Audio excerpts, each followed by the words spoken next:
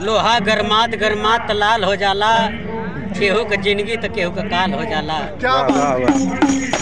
तेरे बहुजन से बानी तोहार हर बिगड़ल बतिया, हथिया दिल्ली हो जाई ना, हथिया दिल्ली हो जाई ना, साजल हथिया दिल्ली हो जाई ना, साजल बहिन देकर हथिया हथिया दिल्ली हो जाई ना।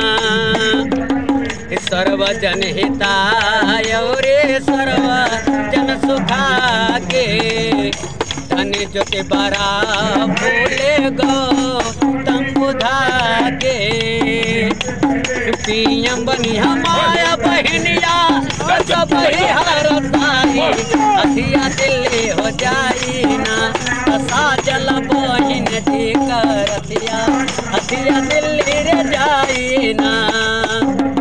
साबहे के रोटी कपड़ा मिली आम गाना,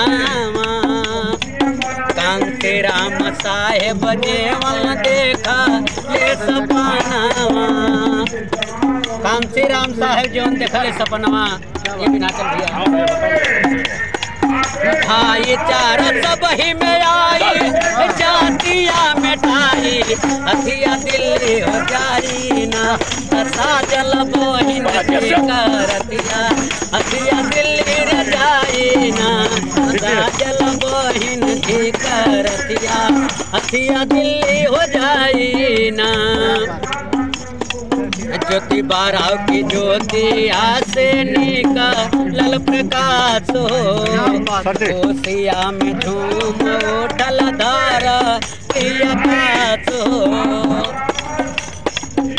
कि हो यहाँ भीम के सपनावा के भारत खूब चमचमाए, हथिया दिल्ली जाए गाँव से चुप गला सतिया, हथिया दिल्ली जाए ना, गाँव से चुप गला सतिया, हथिया दिल्ली हो जाए ना।